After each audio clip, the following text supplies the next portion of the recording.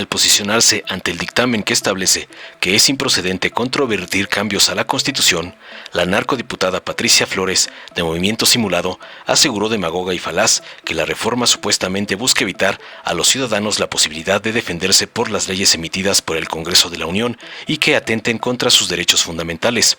La propuesta, además de afectar el principio de progresividad de las garantías de protección de los derechos humanos, reduce las herramientas de defensa con que los particulares cuentan frente al poder público, concluyó su nefasta cantaleta dictada por el señor X. Tras oír las falacias y sandeces de la gata de pedante Delgado, la diputada Lilia Aguilar del PT, para responderle aseguró contundente que permanece el juicio de amparo, la controversia constitucional y las acciones de inconstitucionalidad, pues continúan como control de regularidad constitucional de grupo, ya que no afectan a los ciudadanos. En la punta de la pirámide de Kelsen está la Constitución, pero lo que hoy se busca es evitar que la Corte dé un golpe de Estado legal a través de la interpretación de la Carta Magna, concluyó aseverando, entre otras cosas, para callar la copia de la Equina Caballán.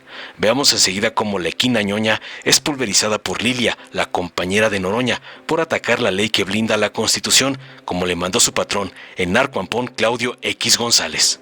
Con su permiso, señor presidente. Adelante. Hace tan solo 30 días, la presidenta Claudia Sheinbaum Pardo se dirigió en este recinto al pueblo de México y dijo: protesto guardar y hacer guardar la Constitución política de los Estados Unidos mexicanos y las leyes que de ella emanen, y desempeñar leal y patrióticamente el cargo de presidenta de la República que el pueblo me ha conferido, mirando en todo por el bien y prosperidad de la Unión, y si así no lo hiciere, que la nación me lo demande. Guardar y hacer guardar la Constitución significa, simple y llanamente, respetar la Constitución y hacer que se respete.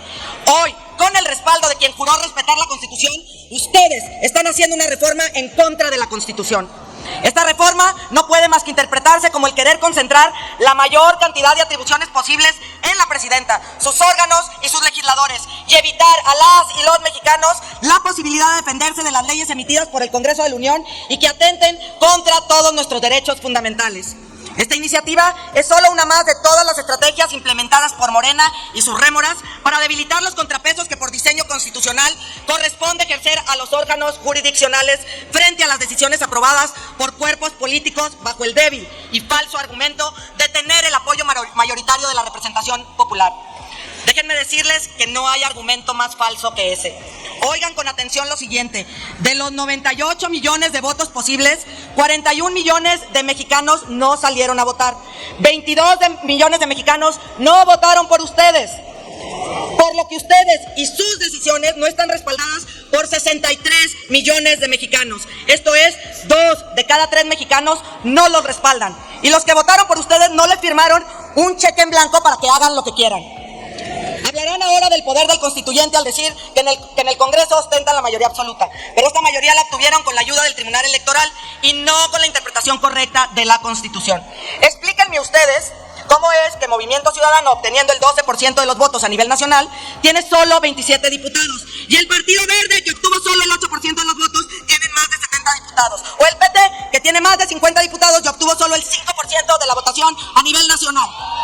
Pero hablemos con ejemplos prácticos de lo que significa lo que hoy van a aprobar ustedes.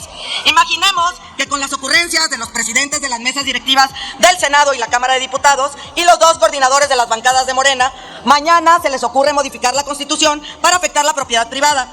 A ustedes mexicanas y mexicanos, que con tanto esfuerzo han logrado hacerse de un terreno, a todos aquellos que por años han pagado un crédito hipotecario para poder darle un hogar seguro a su familia, o los que tienen un crédito del Infonavit, con esta modificación que hoy se aprueba, ya no tendrán medios ni herramientas legales para protegerse de las leyes constitucionales que afecten sus derechos sin importar lo absurda que éstas sean.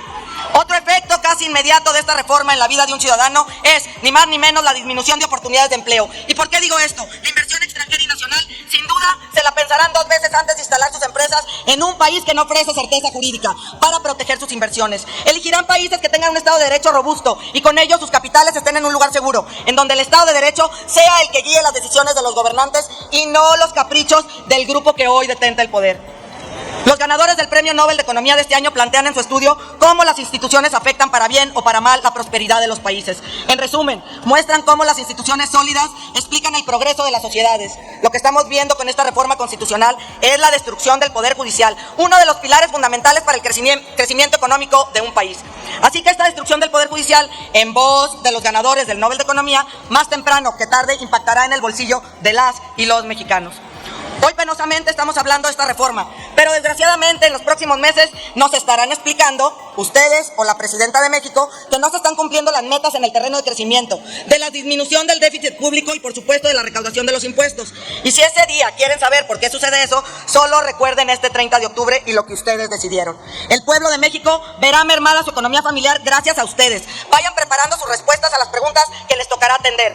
Lo que esta propuesta trae consigo, aparte de afectar el principio de progresividad de las garantías de protección de los derechos humanos, no es otra cosa que reducir de manera muy importante las herramientas de defensa con que los particulares cuentan frente al poder público.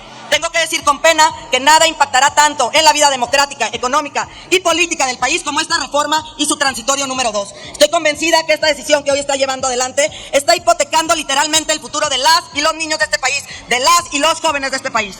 La falta de diálogo, la cerrazón para escuchar a todos los que no piensan como ustedes, la aceleración de los procesos legislativos, violando todas las reglas parlamentarias, es una falta de respeto a las instituciones, al derecho de debate, que a esto venimos a esta Cámara, y a las y los miles de mexicanos que no votaron por ustedes. Deberíamos de estar discutiendo de cómo mejorar y fortalecer el Estado de Derecho, pero ustedes están tomando y tratando de concentrar un poder absoluto mientras el país se está convulsionando por la violencia.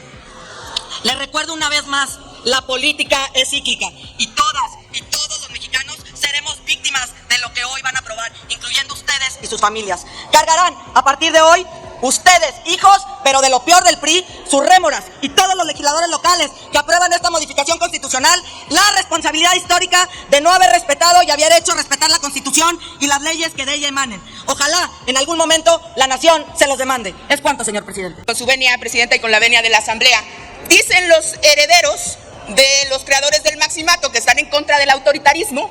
Imagínense ustedes que hay que ser cara dura para hablar sobre este tema. Miente el PAN y sus rémoras, miente la derecha, permanece el juicio de amparo, permanece la controversia constitucional y las acciones de inconstitucionalidad. Estas como control de regularidad constitucional de grupos, porque no afectan a ciudadanos.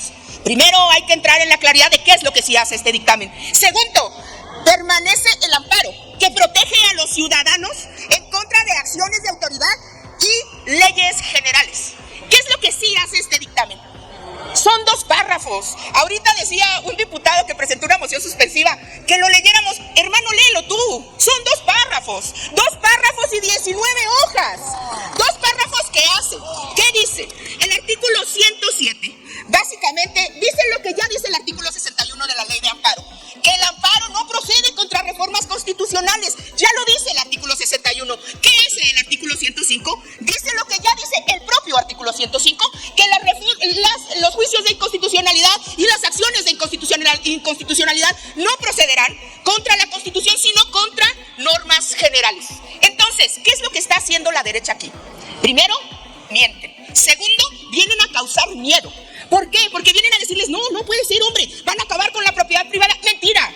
Porque con el poder que ustedes le quieren dar a la Corte, ¿quién puede acabar con la propiedad privada? Y de hecho, por cierto, han utilizado el poder en contra de los ciudadanos para perdonarle impuestos a un hombre como Ricardo Salinas Pliego por, fíjense nada más, 63,000 millones de pesos. Para eso quieren los diputados del PAN y sus rémoras mantener el poder de la Corte. Pero ¿qué es lo que nosotros estamos haciendo? Estamos diciendo que en el tope de la pirámide de Kelsen está la Constitución. Porque alguna diputada decía, no, es que la quieren cambiar. No, a ver, vámonos poniendo de acuerdo. La supremacía constitucional permanece. ¿Qué es lo que estamos prohibiendo? Lo que hoy está tratando de hacer la Corte. Dar un golpe de Estado legal a través de la interpretación de la Constitución.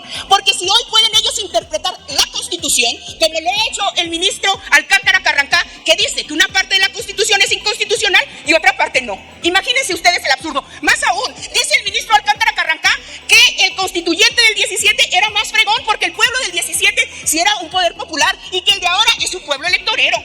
Y entonces resulta que en la lógica de la Corte, el pueblo de México no merece la supremacía constitucional. ¡Qué barbaridad!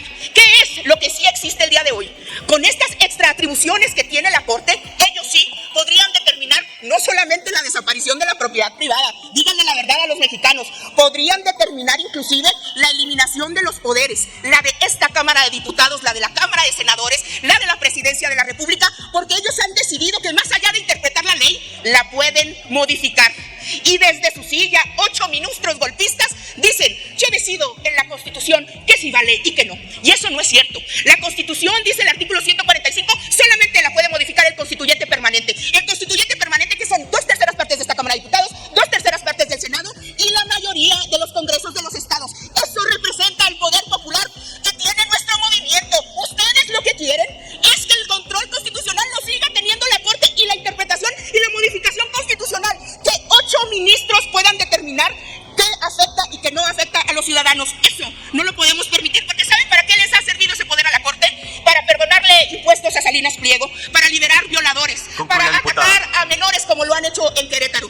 Desde aquí nosotros decimos: la Constitución no puede ser inconstitucional. No sean absurdos. ¿De qué nos dimos cuenta en la comisión cuando discutíamos esto? Pues que les interesaba más gritar y hacer el show y salir con sus letreritos. Concluya, diputada. ¿De qué nos dimos cuenta? Que había diputados que ni siquiera sabían qué decía la ley de amparo. Nosotros sabemos conscientemente qué es lo que estamos haciendo. Estamos diciendo que la Constitución, que está protegida por la mayoría del pueblo que nosotros representamos en esta Cámara de Diputados y Senadores, es quien puede modificar la Constitución, nadie más. Y desde aquí a la cara le digo a mi hijo León Rubén, como legisladora constituyente, concluya, diputada, porque se acaben los privilegios, voté porque la ley y la Constitución estén por encima de las personas que se creen dueñas de este país. Concluya, por favor, diputada. Y que viva la supremacía constitucional. Muchas gracias. Dale en me gusta, suscríbete, activa la campanita y compártelo para que más gente lo vea.